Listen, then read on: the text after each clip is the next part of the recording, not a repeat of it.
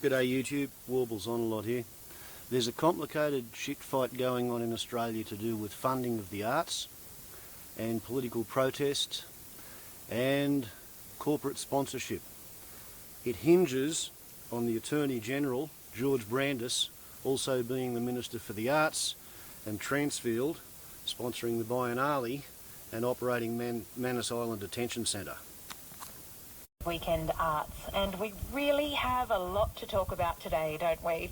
In a moment, two of our country's leading voices on arts funding, Harold Mitchell and Joanna Mendelsohn, will join me for a discussion of the effect the artist boycott on Sydney Biennale is going to have for our arts community into the future. And later this hour, the arts pages of our country's newspapers. Indeed, it's the only arts story I've ever discussed at length with my cab driver on the way home. Biennale ending its 40-year relationship with founding sponsor Transfield Holdings. Last week, a group of artists took their work out of the festival, protesting Transfield's links to offshore detention centres. Politicians were drawn in immediately. I think the artists that have done this have potentially driven a stake, not through the asylum seeker policy, I can assure you of that, but through the heart of the Biennale itself. I think it's an extraordinary, the sheer vicious ingratitude of it all. Malcolm Turnbull there, and as you may be aware, that wasn't the end of the controversy. Shortly after the protest began, Luca Belgiorno-Nettis, also director of Transfield Holdings, resigned as chairman of the Biennale, and by week's end, Federal Arts Minister George Brandis had weighed in, threatening to withdraw government funding from arts organisations that reject corporate sponsorship. Here he is with Fran Kelly on RN Breakfast. I asked the Australia Council to develop a policy that would deal with the situation that we had with the Sydney Biennale this week, when an arts company or an arts festival refuses private sponsorship, and the circumstances of that refusal are unreasonable, as I think any fair-minded person would consider this occasion was. George Brandis. So this afternoon on Weekend Arts, we're looking at the wider ramifications of this story and the ethical minefield around arts funding.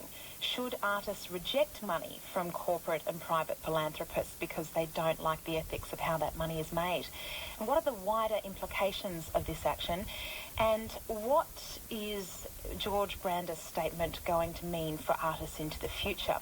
This afternoon, we're joined by businessman and arts patron Harold Mitchell, who wrote the report on private sector support for the arts in 2011, and Associate Professor Joanna Mendelsohn from the University of New South Wales' College of Fine Arts. Joanna and Harold, thanks so much for your time. I need to turn your microphone on, Joanna. There we go. Great, Harold. Let's start simply. It's 2014 in Australia, nearly 20 years after Piss Christ, and it's highly unlikely that a subversive work of art is going to make it to the front pages of the newspapers, into the headlines of commercial news programs, worthy of such comment and perhaps even policy change by politicians. Did these protesters actually produce something more powerful than a work of art could have? Joanna, we'll start with you. No. Simply no. What they did was they just did a dummy spit. They attacked somebody who's at an organisation that's been supportive of the Biennale since 1973, when Franco Belgiorno-Nettis, who's Luca's father, founded it.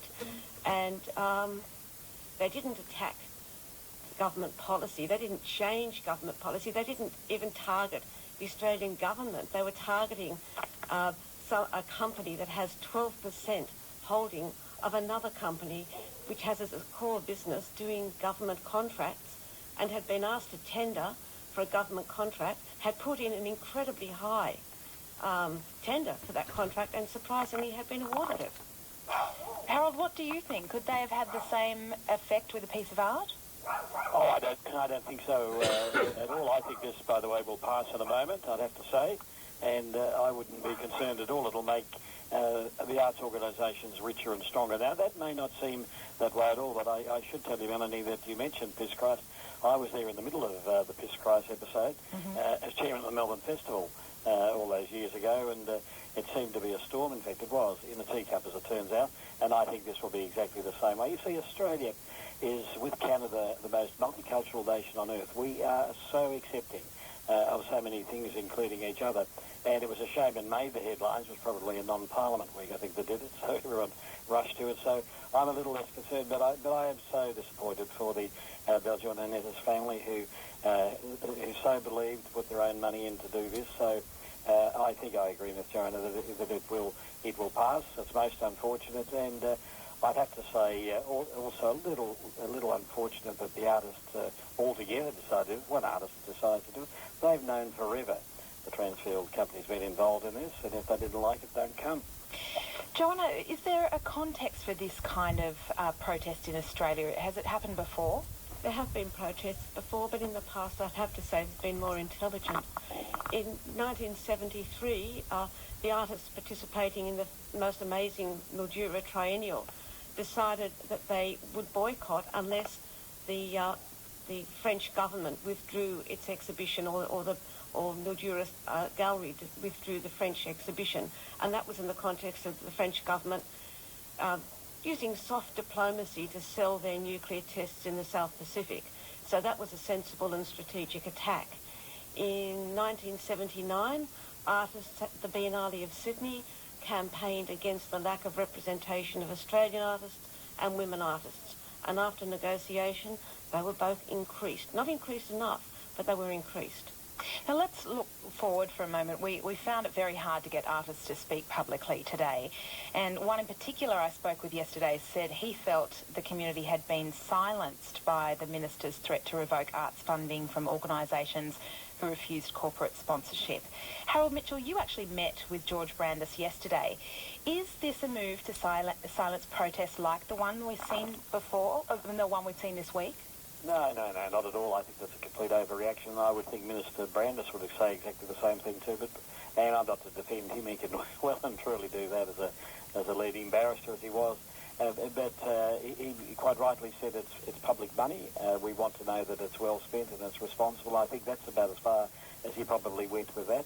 So he isn't trying to direct what happens in this Biennale or any other one after that, but he is saying be careful that we all have to fund these things, and that's one of the bigger things into the future, what happens with that. So on the one hand I say this is a small moment. It will pass within a week or so. This will have gone, unfortunate as it might be, but the bigger thing is that I don't mind the fact that George Brandis is there as the minister.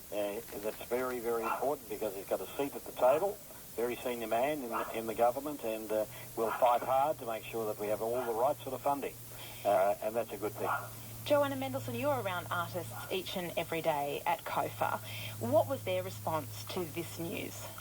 Well, I don't know. I didn't really talk about that, but I did speak about it with people who work at the Australia Council, and they just rolled their eyes and said, duh.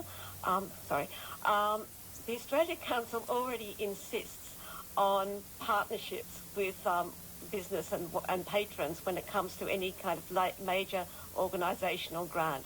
The Australia Council money is dependent on that partnership money coming. If the partnership money doesn't come, the Australia Council money doesn't come, and that has been the situation for years. Furthermore, George Brandis voted for the Act, which was, I think, unanimously passed, the new Australia Council Act last year, and furthermore, he appointed the entire current Australia Council board. Do you believe now we'll see a witch hunt with artist activists scrutinising sponsorship like this, or has the controversy that this week has brought out, will it perhaps make people think twice before protesting? No, I think the artist activists are going to try to do more and more damage if they can. There is a group that's promised to attack Queensland Art Gallery because of their support by Santos. And that's really interesting because I would say that Luca Belgiorno-Nettis stepped down from the Biennale of Sydney because he's a gentleman and because he was really aware of the pressure that was being put on people associated with the Biennale. They were getting abusive phone calls. They were being totally harassed. Queensland State Gallery is in a different position altogether. They answer to the Premier of Queensland. I don't think he's in the same league as Luca Belgiorno-Nettis.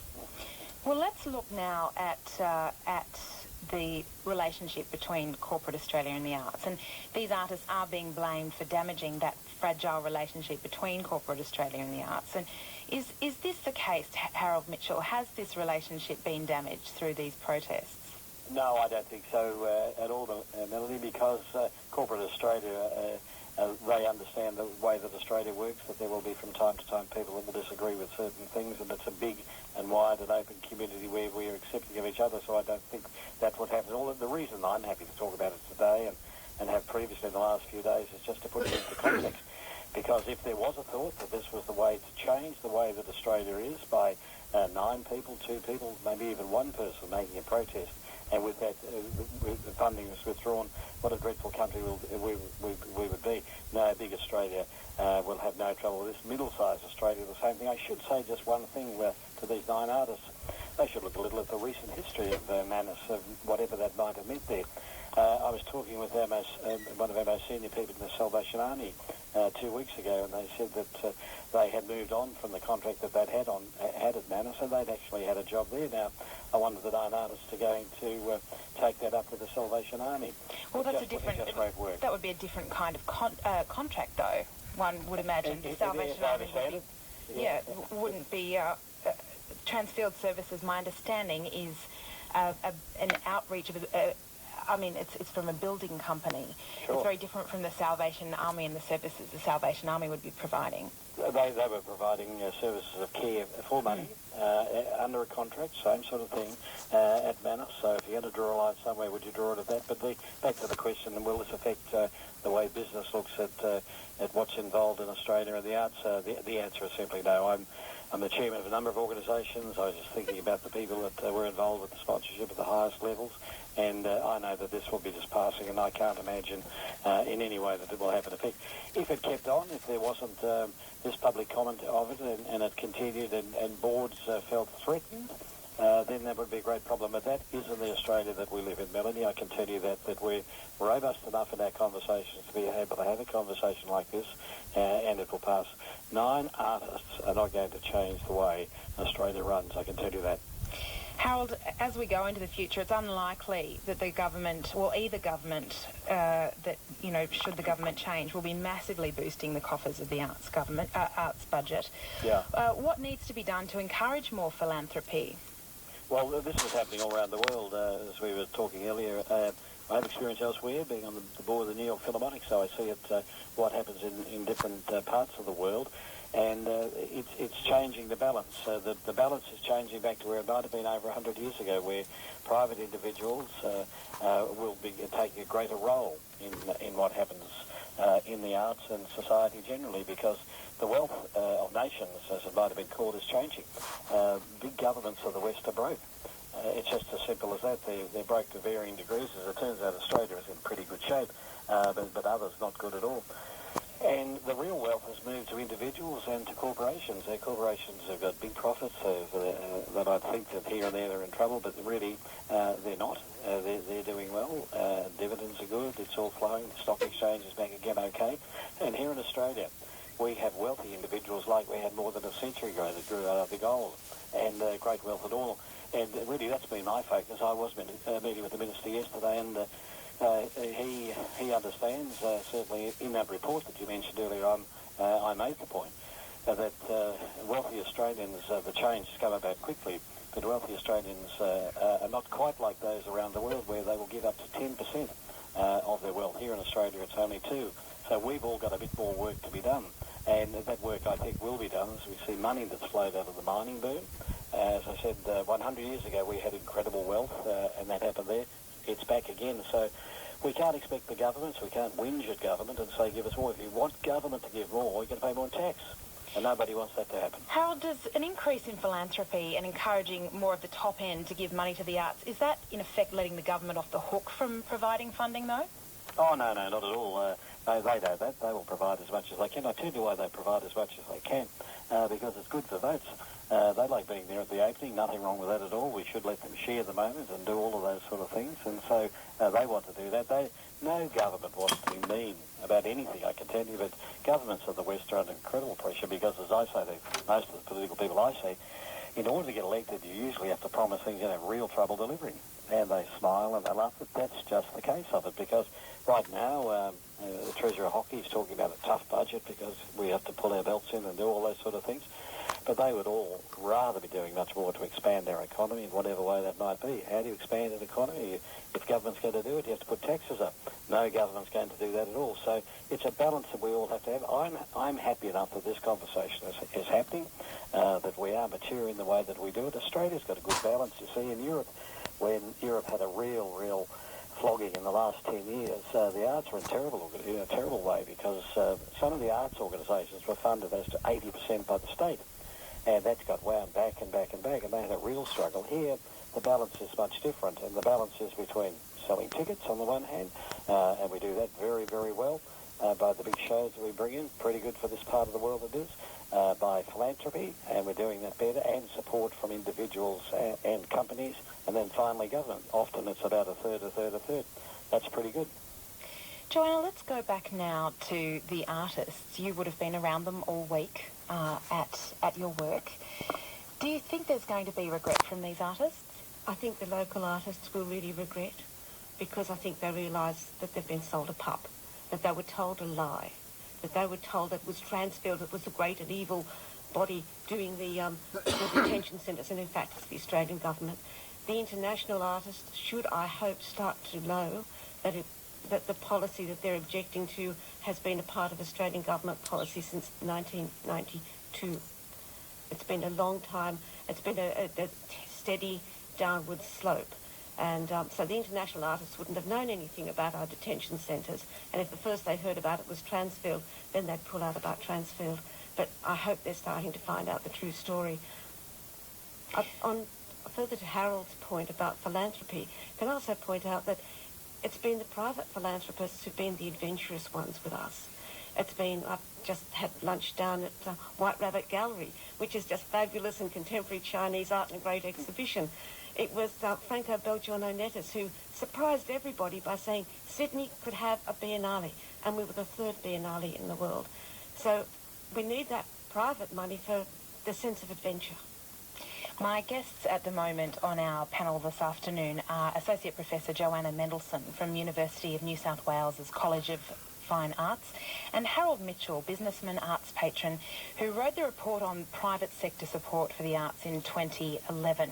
I'd like to ask you both finally, and I know, Harold, you've said previously in this conversation that you don't think that the relationship between corporate Australia and the arts has been damaged through this, but there has been lots of discussion around this, and I wanted to ask you both, after all of the anger and argument and discussion this week, what can be done now to heal this? Joanne, I'll start with... Oh, Harold, we can start with you if you like. Oh, okay. Sorry, Jenna, you can be next. I would say discussions like this, Melanie, and this will do a great job. I'd all like just to say this is a small thing, and it will pass, and that will happen.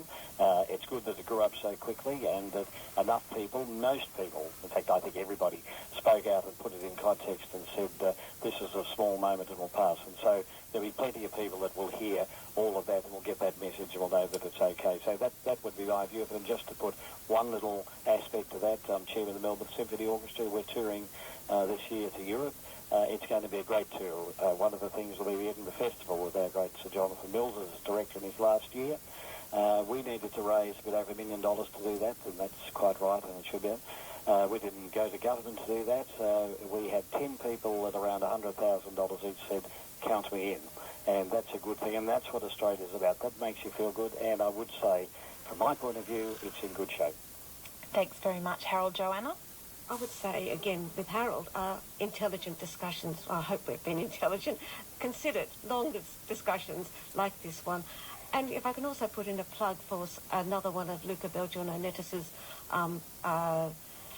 activities, and that's the New Democracy movement, the idea of having a wider democratic involvement with policy and as policy develops, so that people understand when decisions are made, why they're made, and everybody has a chance to participate. Associate Professor Joanna Mendelsohn and Harold Mitchell, thank you so much for your time. Pleasure. We thought that what we would do today is give the last word to an artist, and I'd like to point out it was extremely hard to get an artist to go on the record to talk about this. Peter Nelson is an artist and an art installer, and he'd been engaged as an art installer by MCA and Art Space to install works for the Biennale and pulled out earlier this week from those jobs. I asked him how his week had progressed after the boycott began. For me personally, it's been a very difficult week because there's been so much press against the decision that I took. In terms of that first moment of being in a situation that I thought was quite poignant and rare and quite absurd, of working in the context of a socially aware international exhibition that was also so directly tied to one of the most politically controversial and dynamic international issues associated with Australia right now, I had to make a decision there, and at the moment I feel I stand by my decision, but you have to allow that to change, and I think everybody has to put themselves within that frame of flexibility. One of the things that was criticised in this campaign was that a boycott was shutting down a dialogue, and to me, being someone, I'm in the arts every day, and I've never heard more discussion on anything. There's been a week of controversy, of analysis, of criticism. Do you have any regrets? At certain points during the week I did, definitely. I mean, there are quite a few events in the arts this week, especially at Biennale time and sort of the year getting started, so I was able to sort of go to my friends and my community and just chat with people for a long time and just voice how I felt. And what you're always worried about is, was there a whole lot of information that you just didn't know about? And that was definitely a concern. It has to be. And if you're so convinced of your first position that you can never change, then I think that's a terrible, terrible situation to be in. Now, looking at where the argument's going now, I look back to where I started, which I think was from as informed a position as I could possibly get to. I chatted to people at work, I read a lot, and I knew that I made that decision because I felt remarkably uncomfortable being in that situation. And it's not that there are no other instances where there will be funding of an arts event through an organisation that you might not agree with how they operate. That, you cannot avoid that. It was something so specific and at timing that was just so unbelievably poignant in an event that is charged with a form of social commentary. And so the actions that I took there, I still stand by. I've been in discussions with my employers now saying, look, a lot has changed, and if you want me to work there, I will work there. I'm not saying that I would separate myself entirely from something purely because of one political action that is just a one-way street. I think this is a long conversation that your opinions have to wax and wane until, I don't know, maybe until the dust has settled a bit. You can actually see the broad spectrum of what happened. That's artist and art installer Peter Nelson, who removed himself from the Biennale earlier this week. But as you can hear, he has decided that he would go back to work on Biennale. Yeah, he said that because he would go back to work on the Biennale now that Transfield has removed sponsorship and Luca Bongiorno Nettis has resigned from the Biennale Board of Directors. As you may guess, I've been paying attention to this mess while it's been developing, and this Luca Bongiorno Nettis did an interview on the AM program where he huffed and he puffed and he whinged and he whined and he moaned and he groaned and he carried on and he bitched, and he claimed that the 9 artists who withdrew their work from the Biennale, which then caused a bit of an outburst in the Twitter sphere and on Facebook and the social networking connections. So yes, there was a great amount of pressure being brought to bear by the entire Sydney artistic gestalt to support the 9 artists who had withdrawn their works from the Biennale, right? This Luca Bongiorno Nettis fella, he claimed that that was artists taking guerrilla action. Now, as a bit of a heads up from somebody who is, you know, like mainly Anglo-Australian, possibly a little bit of black fella in there, talking to a fella whose name is Luca Bongiorno Nettis. I got to say to you, mate, go back to your roots. Have a look at the countries that have a coastline onto the Mediterranean, and you will discover that guerrilla is a small war fighter. Guerre, nom de guerre, is war. A guerrilla is somebody who fights in a tiny weeny little war. But a guerrilla action, it pretty much entails sneaking around and shooting the arsehole in the back and buggering off before their friends can notice. Right? A successful fighter pilot undertakes guerrilla actions all the time. Sneak up on a stranger, shoot him in the back of the head, fuck off before their mates show up. That's what a guerrilla action is.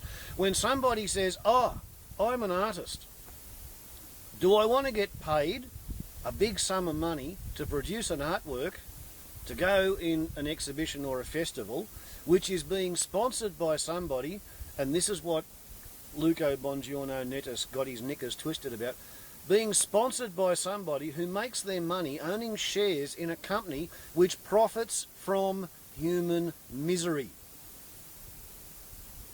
And 9 artists said no, they didn't want to do that. And when they announced that they were pulling out, their announcement of their pullout provoked a storm in the Twitter sphere. And the board of the Sydney Biennale couldn't cope with the pressure. Luca Bongiorno Nettis was a member of the board. His father was the founding funder of the Sydney Biennale. And he offered his resignation. Right? And the board accepted his resignation. He withdrew his funding, and the board said, no worries, mate, you're only putting in 7% of our funding. You go elsewhere, you make your money your way, we'll get on with having an arts festival. And what happened then?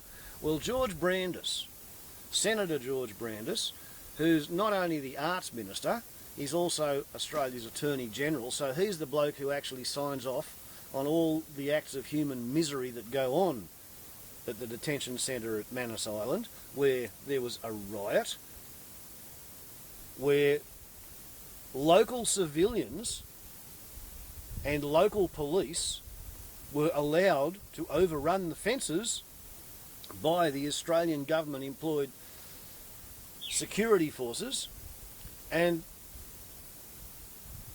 entire magazines of automatic rifle ammunition were fired off. One inmate was shot in the arse, and another one was beaten up and killed, like his skull was caved in. 70 odd received hospital treatments, and the Australian government employed security force were running around the local countryside issuing instructions to civilian doctors and medical staff as to who they were and were not allowed to treat, even though the treatment was not occurring inside the detention centre. Right, so it's a really major issue. Australia now has a gulag of concentration camps for allegedly illegal refugees who are seeking asylum in Australia by coming in by boats. We've located the gulag in a ring of subservient neighbouring principalities, countries, banana republics, which are dependent on Australia for financial support.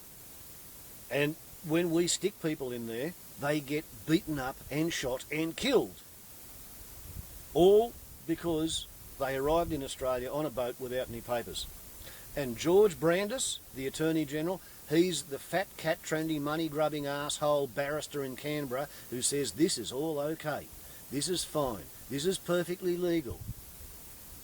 And he's also the fat cat trendy money grubbing arsehole barrister in Canberra who says, oh, I'm the Minister for the Arts. I'm going to tell the Arts Council that they're not to give any grants to any artists who have ever refused corporate funding. Because it would be hypocritical of them to refuse corporate funding from Transfield, which owns shares, which gets in the company which runs the Manus Island Detention Centre, so Transfield makes a profit out of the misery of the people who are in there. It's just unreasonable for the artists to refuse to take their money.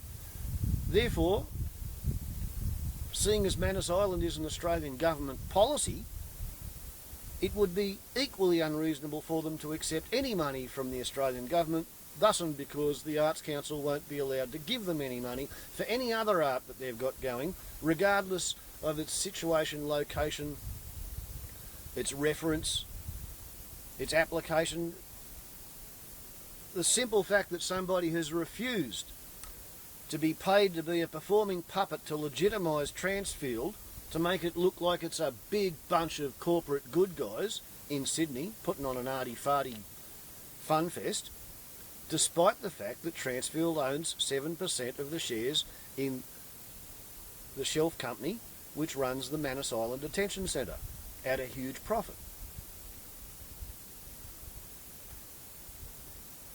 More power to the arm, or the arms, of the 9 people who had the guts to say, no, we'd rather not work for a bunch of torturers, for a bunch of fucking turnkeys, a bunch of people who want to be paid to lock other human beings up just for being there. They haven't committed a crime. They're not a danger to anybody. They just wanted to share the Australian lifestyle, and they couldn't get the paperwork to leave their country. Fuck George Brandis. Fuck the Australian Liberal Nazi government. More power to the artists. I, as a poet, as you saw my poet's licence, I have all 3 of the excuses for telling the truth in public places. 1, I am mad. 2, I'm a drunk. And 3, I'm a poet. In fact, I was poet in residence for the Environment Centre at Armidale, and I replaced Judith Wright. Google her. Wright with a W. W-R-I-G-H-T. Judith Wright.